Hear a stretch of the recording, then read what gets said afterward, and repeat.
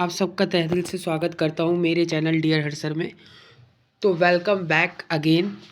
तो हम बात करते हैं आज के इस टॉपिक में कि हम कौन से टॉपिक में बात करेंगे, यानी कि फर्स्ट सेमेस्टर के स्टूडेंट की इंग्लिश फ्लुएंसी के मोस्ट इम्पॉर्टेंट टॉपिक में से एक टॉपिक आता है ब्लॉग राइटिंग का। तो मैंने सोचा कि आपको ये टॉपिक करवा दिया जाए, क्योंकि हम देख लेते हैं इसमें से। सबसे पहले आप स्क्रीन में दिख रहा होगा तो आज हम पढ़ने वाले हैं ब्लॉग राइटिंग को।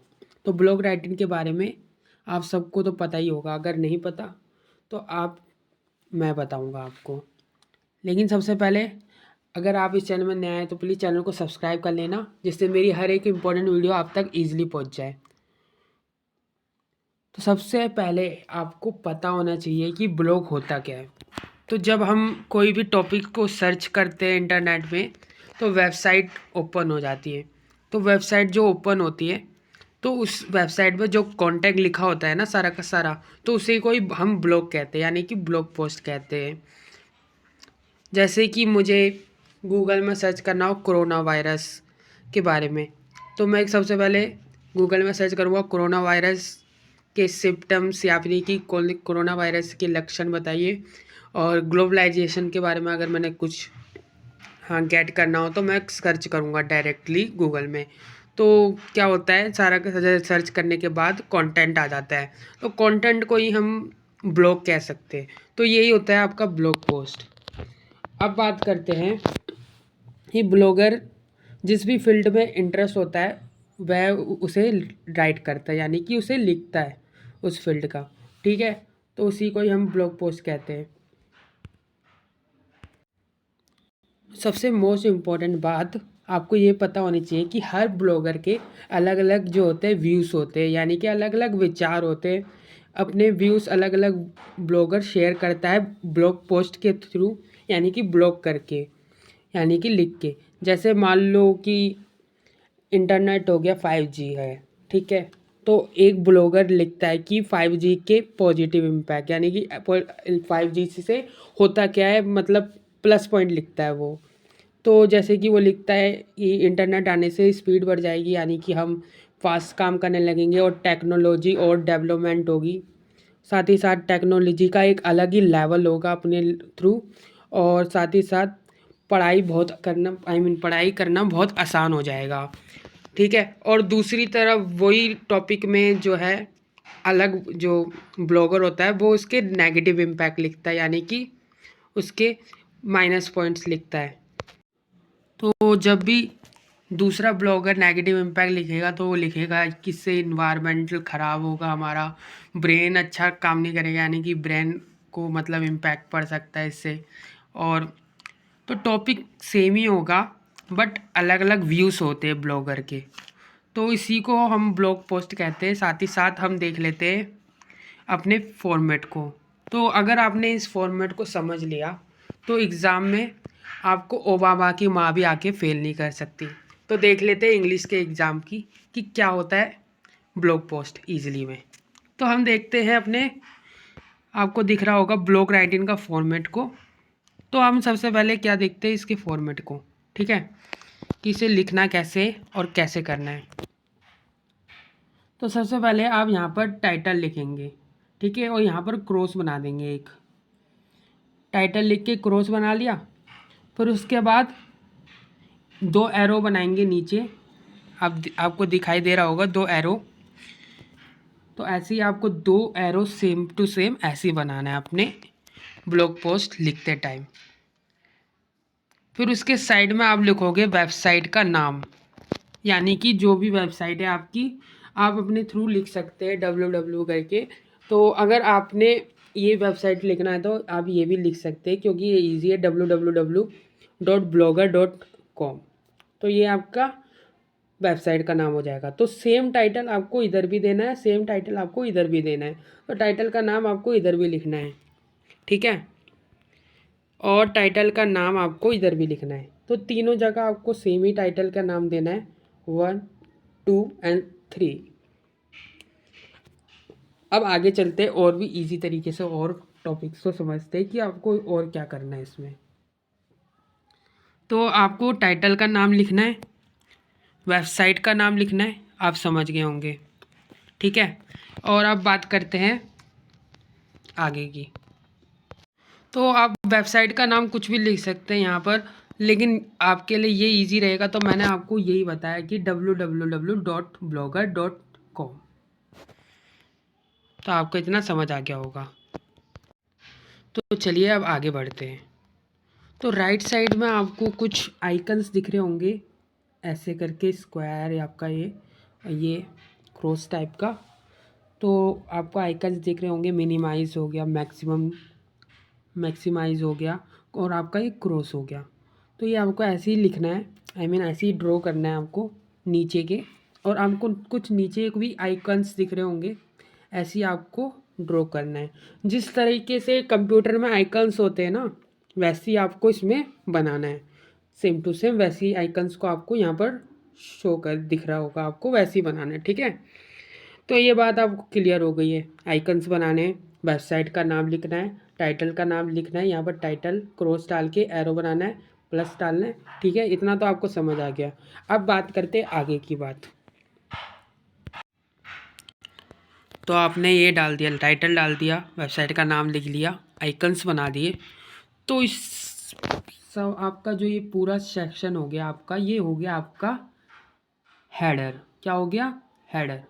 तो ये आपका हेडर बन गया, यानी कि ऊपर का पूरा हिस्सा हो गया आपका, ऊपरी हिस्सा हेडर कहलाता है। अब बात करते हैं आगे की। तो आप देख सकते हैं यहाँ पर आपको दिख रहा होगा, एक आपका हो गया अराइव। आपको यहाँ पर अराइव लिखना है, रिपोर्ट लिखना है और अब्यूज लिखना है, ठीक है। आपको सेम टू सेम ऐसे ही लिखना है। तो ये हिस्सा आपका क्या हो जाएगा? साइड बार हो जाएगा आपका, यानी कि आपको लिखना है साइड बार। तो ये आपका साइड बार हो गया, ठीक है। तो आपको साइड बार लिखना नहीं है, बट आपको बस अराइव और रिपोर्ट और अब्यूज लिखना है। तो ये आपका साइड बार हो गया। अब बात करते हैं आपको बीच में क्या लिखना है। आपको लिखना है बीच में इंट्रोडक्शन, मेन बॉडी, और आपका लास्ट में कंक्लूज़न करना है। आपको कंक्लूज़न लिखना है।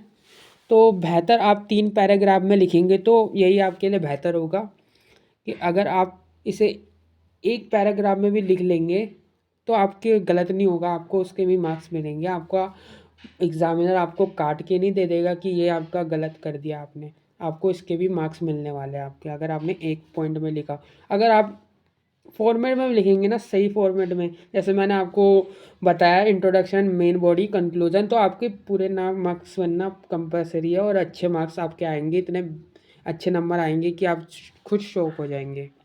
अब आगे देखते हैं आपको क्या डूज करने हैं, क्या डोंट्स करने हैं, यानी कि आपको आगे की बातें अब पता चलेगी जब आप वीडियो को कंटिन्यू रखेंगे, और एक प्यारा सा लाइक और कमेंट लास्ट में करेंगे, ठीक है।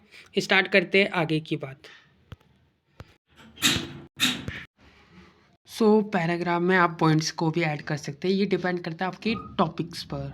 टॉपिक जितना भी आपका लिखोगे आप टॉपिक, आप किस टॉपिक में लिख रहे हैं, आपकी ये डिपेंड करता है ब्लॉग आप किस टॉपिक में लिख रहे हैं, ठीक है। अब बात करते हैं आगे की।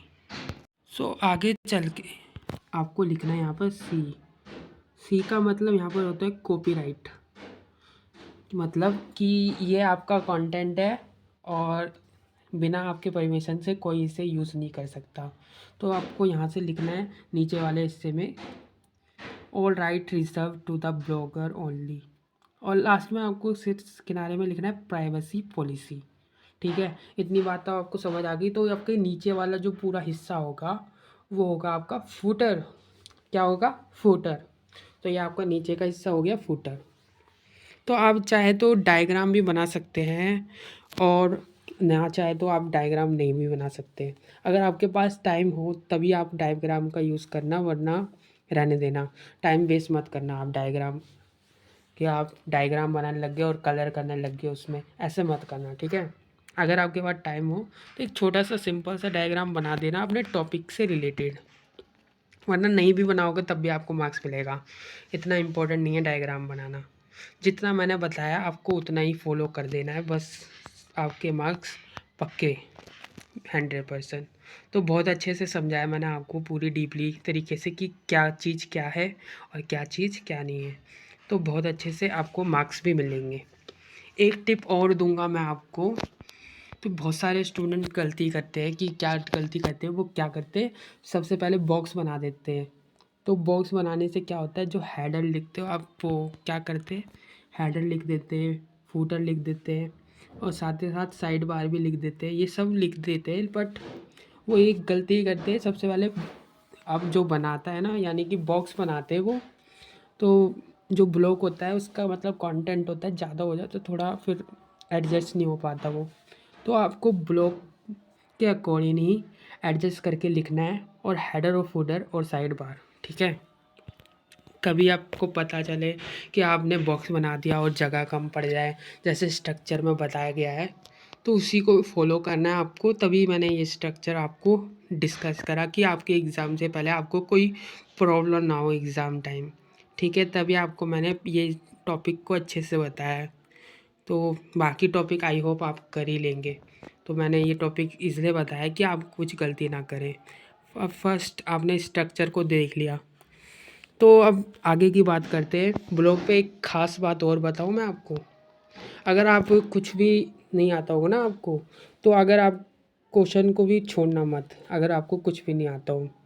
और साथ ही साथ अगर आपके पास टाइम कम हो, तो आपके पास ये क्वेश्चन बचा हो, तो आप उसे छोड़ना नहीं। बस आपको क्या करना है, सिंपली अपना हेडर लिख देना है ऊपर का, और लास्ट का आपको फूटर लिख देना है। तो इसी के भी आपको और साइड बार लिख दे, इसी के ही आपको आधे मार्क्स पक्के हो जाएंगे। तो अगर आपको कुछ भी नहीं आता होगा, अगर आपने ये भी लिख दिया तो फुल मार्क्स आपके पक्के, आई मीन आधे मार्क्स आपके पक्के।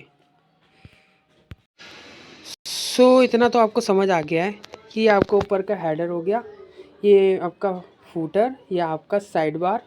तो आपको समझ आ गया इतना introduction, main body, conclusion, title और आपका ये टाइटल। तो आपको टाइटल अगर इसमें ज़्यादा बड़ा हो गया तो आपको यहाँ पर टाइटल शॉर्ट में लिख देना है, ठीक है। इतना आपको समझ आ गया। आई होप आपको ये वीडियो यूज़फुल लगी हो। अब एक एग्ज़ाम्पल को देख लेते हैं आपको लिखना कैसे। ये आपका एग्ज़ाम्पल हो गया, जैसे कि man is the free by birth, आपका ये टाइटल हो गया। ये टाइटल आपको यहाँ लिखना है और सेम टू सेम आपको ऐसे ही लिखना है फॉर्मेट को। तो ये था आपका पूरा का पूरा फॉर्मेट प्लस एग्ज़ाम्पल आपका ब्लॉग राइटिंग का। आई होप आपको ये वीडियो यूज़फुल लगी हो। तो ज़्यादा से ज़्यादा चैनल को सब्सक्राइब करें, लाइक करें और अपने फ्रेंड्स और अपने कलीग्स को ज़रूर भेजें। तो thanks for watching this video. हम मिलेंगे नेक्स्ट वीडियो में। आज के वीडियो के लिए इतना ही सिर्फ।